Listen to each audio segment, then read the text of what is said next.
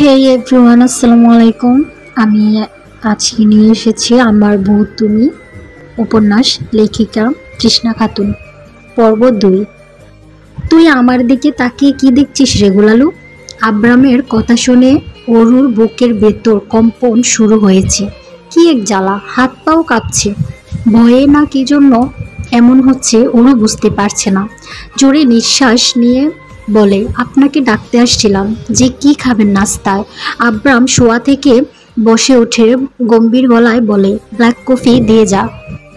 Abraham এর কণ্ঠ শুনে অরুর শরীর শিরশির করে উঠছে। না, আর বেশিক্ষণ থাকা যাবে না বলেই দৌড়ে রুম থেকে বের হয়ে যায় অরু। এদিকে আব্রাম ফোনটা হাতে নিয়ে নির্দিষ্ট কাউকে মেসেজ দিচ্ছে কিছু একটা। অরু রান্নাঘরে জোরে জোরে নিঃশ্বাস নিচ্ছে। কি হচ্ছিল এতক্ষণ? আব্রাম এর কণ্ঠ শুনে এমন কম্পন শুরু হওয়ার কারণ কি? প্রায় 10 বছর পর আব্রাহামের কণ্ঠ শুনল অরু। ছোটবেলায় এই আব্রামকে দেখা আর বড় হয়ে আব্রাহামের অনেক পার্থক্য। কাঁপা কাঁপা হাতে পানি ভর্তি পাতিলটা চুলায় বসালো কোনো রকম। কফিটা বানিয়ে ডাইনিং টেবিলের উপর রেখে কাঁপা কাঁপা কণ্ঠে বলে ওঠে, আপনার কফি টেবিলে রেখে গেলাম বলেই দৌড়ে গিয়ে নিজের রুমের দরজা বন্ধ করে বিছানায় শুয়ে পড়ে। এতক্ষণ নিঃশ্বাস নিতে কেমন যেন লাগছিল। এখন কোনোভাবে যদি জানতে পারে যে আমি কাল চোর বলেছিলাম আব্রাহাম ভাইকে, তাহলে আব্রাহাম ভাইয়ার রিয়াকশন কেমন? নিশ্চয়ই আমাকে তুলে আছাড় মারবে। কফি খেতে খেতে দাঁড়িয়ে আছে আব্রাম। জীবনে অনেক হিসাব নিকাশ বাকি আছে। প্রায় 1 যুগ পরে বাংলাদেশের মাটিতে পা দিয়েছে। আব্রাম মনে মনে ভাবে, কি এমন হতো তুমি আমি দুজনে বাংলাদেশেই থাকতাম? রাগ করে তো বাবা মার সঙ্গে কথা বলেনি আসার পর থেকে। আগেও যে খুব একটা বলতো তাও না, তারপর যেটুকু বলতো সেটাও বন্ধ। সকালের এই স্নিগ্ধ বাতাস শরীরে স্পর্শ করতে কেমন শিরশির করে ওঠে। 1 যুগ পর প্রিয় মানুষের ঘ্রাণ আসছে বাতাসে। পুরুষ মানুষ হচ্ছে আলুর মতো, এরা যে কোনো নারীর সাথে ম্যাচিং হয়ে যায়, বুঝছিস? তাই এসব বাল চাল নিয়ে টেনশন করবা না। মনু কথাটা বলে খিলখিল করে হেসে ওঠে এক রমণী। এদিকে ফোনের বিপরীতে থাকা মেয়েটিও হেসে ওঠে। ভবিষ্যৎ সেটা তো অনেক আগে অন্ধকার হয়ে গেছে, বাকি ছিল চেহারা। দিন দিন তেঁতুল গাছের পেতনি হয়ে যাচ্ছে। হতাশ হয়ে কথাটা বলে অরু। অরুর কথা শুনে অপর পাশ থেকে মিম বলে, আমি না হয় রিলেশন করি, রাত জেগে জেগে কথা বলি, কিন্তু তুই সিঙ্গেল হয়ে এইরকম রাত জাগিস কেন?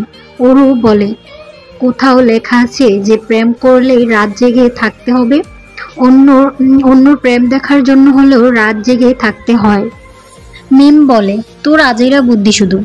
অরু বলে, আমাদের রূপও নাই, গুণও নাই, আছে শুধু বন্ডামি আর বন্ডামি তেরামি। মিম হাসছে আর বলছে, ঠিক বলেছিস। অরু বলে, আমার সাথে ঝামেলা করার চেষ্টা করবে না। আজ সকালে চায়ের মধ্যে একটা বিস্কুটকে ডুবিয়ে মেরে ফেলেছি।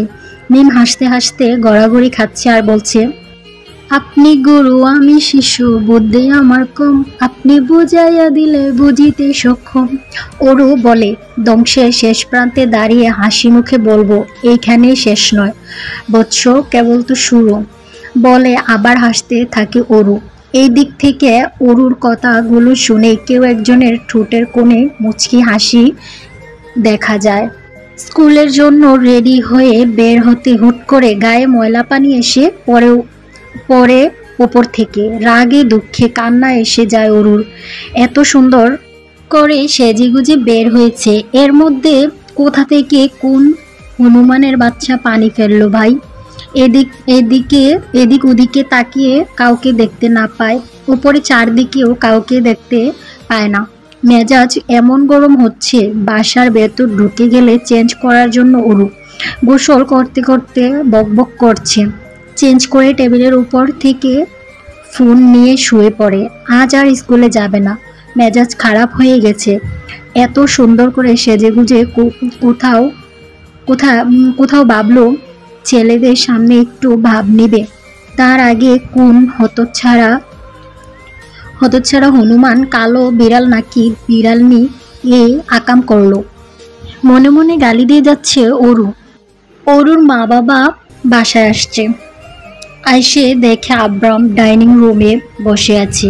আব্রামকে দেখা মাত্র আব্রামের দিকে এগিয়ে যায় অরুর বাবা। আব্রাম এতদিন পর চাচ্চুকে দেখে খুশি হয়ে জড়িয়ে ধরে। অরুর বাবার চোখ দিয়ে পানি গড়িয়ে পড়ে। আব্রাম তার বড় ভাইয়ের ছেলে হলেও তাকে নিজের ছেলের মতো ভালোবাসে।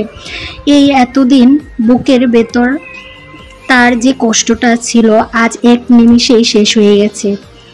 আর আব্রাম ফিরে এসেছে। লোকে বলে না যে সহজে পুরুষ মানুষ কাঁদে না, এত কষ্ট ছিল আর ভিতরে কতদিন পর দেখছে ছেলেটাকে।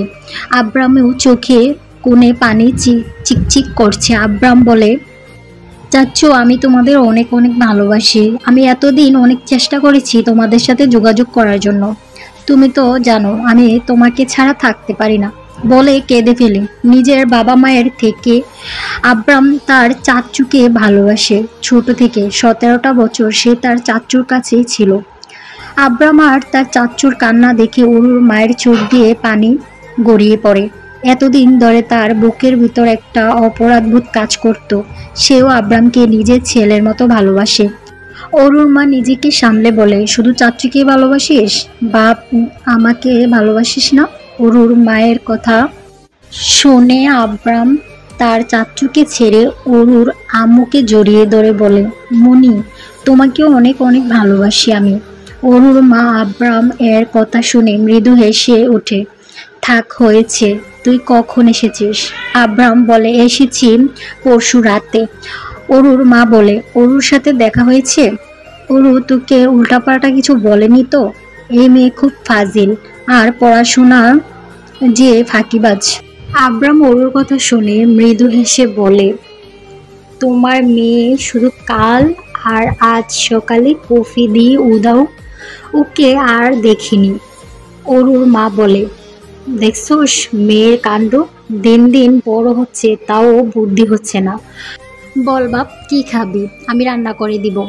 আব্রাম বলে, তুমি আমাকে গরুর মাংস দিয়ে বুনা খিচুড়ি করে দাও আর ইলিশ ভাজা, তোমার রান্না কত দিন খাই না। অরুর মা বলে, এবার তোকে কোথাও যেতে দিব না। তোর কি খেতে ইচ্ছে করছে বলবি, শুধু আমি রান্না করে দেব। আব্রাম বলে, আচ্ছা। আব্রাম আর অরুর বাবা ড্রয়িং রুমে বসে গল্প করছে। কত কথা জমে আছে। চাচা বাতিজার দুজন দুজনের প্রাণ। আব্রাম ছোট থেকে চাচ্চু বলতে অজ্ঞান। দুই চাচা বাতিজার মধ্যে বন্ধুত্ব সেই ছোটবেলা থেকে। অজানা কারণে আব্রাহামের তার বাবা মায়ের সাথে দূরত্বে ছোট থেকে। কাজের জন্য আব্রাম তার বাবাকে খুব কম কাছে পেয়েছে।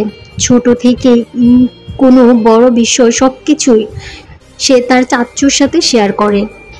একবার স্কুলে ঝামেলায় আমির খান অরুর বাবাকে স্কুলে ডেকে পাঠান প্রধান শিক্ষক। কারণ প্রত্যেকটা মিটিংয়ে আব্রাম এর বাবার বদলে আমির খান উপস্থিত থাকে। তাই প্রধান শিক্ষক আমির খানকে ডেকে পাঠিয়েছেন। স্কুলে গিয়ে দেখেন আব্রার একটা ছেলের সঙ্গে মারামারি করছে। তাকে কেউ থামাতে পারছে না। ওইদিকে আমির খানকে দেখা মাত্রই আব্রার থেমে যায়। আমির খান আব্রাহামকে জিজ্ঞেস করে, কি হয়েছে রে? আব্রাম রাগে ফুঁসতে ফুঁসতে বলে, আমি ওর কলিজা ছিঁড়ে ফেলবো। ওর সাহস কিভাবে হয় আমার জিনিস নিয়ে কথা বলার, আমার জিনিসে চোখ দেওয়ার? আমির খান আব্রামকে শক্ত হতে বলেন, কি হয়েছে সেটা বলতো আমাকে, তারপর দেখছি ওই ছেলেকে কি করা যায়। আব্রাম বলে, তোমাকে লাগবে না, আমি একাই 100, আমি একাই ওকে সাইজ করতে পারবো। আমির খান বলে, তাহলে ভালো, এবার খুলে বল কি হয়েছে। আব্রাম বলে, ও আজকে ক্লাসে আমাকে বলছে ওকে নাকি সে বিয়ে করবে। অরুকে তার ভালো লাগে। ওর সাহস কিভাবে হয় আমার অরুর দিকে চোখ দেওয়ার? 10 বছর বয়সী আব্রামের কথা শুনে চমকে ওঠে আমির খান। বলে কি এই ছেলে? আমার অরু এতটা অধিকারবোধ নিয়ে কথাটা বলছে, মনে হচ্ছে অরু তার সম্পত্তি। আব্রাম আবার বলে ওঠে, ওরুকে শুধু আমি বিয়ে করব, শুধুই আমার ওরু। অন্য কেউ দেখলে চোখ তুলে তাকালে তার চোখ তুলে নেব আমি। আমির খান আরো চমকে ওঠেন, এই পোলা দেখি তার মেয়েকে নিয়ে টানাটানি করছে। আমির খান, ভালো ভালো থাক, হয়েছে, সামান্য কথা নিয়ে তোমরা ঝামেলা করছো। তোমরা তোমরা বিয়ের মানে বুঝো? আমির খানের কথা শুনে আব্রাম রাগী চোখে তার চাচুর দিকে তাকিয়ে বলে, তুমি একটা সামান্য কথা বলছো? তুমি তুমি জানো ওরু আমার জন্য কতটা ইন্টারেস্ট? আমির খান বুঝেছে আব্রাম রেগে গেছে মারাত্মক। এটাকে শান্ত করার জন্য বলছি, আচ্ছা আমি ভুল বলেছি, এটা সামান্য বিষয় না। এবার তুই বাড়ি চল বাপ আমার। হাত পায়ের অবস্থা দেখ, কি কি হয়েছে এসব। চল আমার সঙ্গে বাসায়। প্রিন্সিপাল তো চাচা ভাতিজার কথা শুনে অবাক, সে আর কি বলবে। বাসায় এসে দেখে আরিফ আর ওরু আর আহিও খেলছে। 3 বছরের ওরু আর আহি 9 বছর বয়সী আরিফের পিঠে উঠে গোড়া গোড়া খেলছে। ওরুকে দেখে আব্রাহামের বুকে একটা শান্তি অনুভব হয়। কেন যেন ওরু কেউ অন্য কারোর পাশে মানতে পারে না। ওরু শুধু তার, অন্য কারোর সঙ্গে দেখলে সে রেগে যায়। আরিফ আর আহি বাদে অন্য কারোর সঙ্গে ওরুকে দেখলে তার মেজাজ খারাপ হয়ে যায়। তো ওর বুকের ভিতর অস্থিরতা অনুভব হয়। আরও আরও কেন অন্য কারোর সঙ্গে কথা বলবে? কেন? কত বোঝায় আব্রাহাম যে অন্য কারোর সাথে খেলবি না, কিন্তু ওর কথা শুনে না। গল্পটাই অবধি আজকে। যদি ভালো লেগে থাকে তাহলে 3য় পর্ব দিব তোমাদের সাপোর্ট পেলে। আমি আগেই বলে রাখছি যে আমার প্রথম গল্প নিজের ভয়েসে দেওয়া। আমি জানি আমার অনেক ভুল ত্রুটি আছে, তাই আমি ক্ষমা চেয়ে নিচ্ছি, সরি।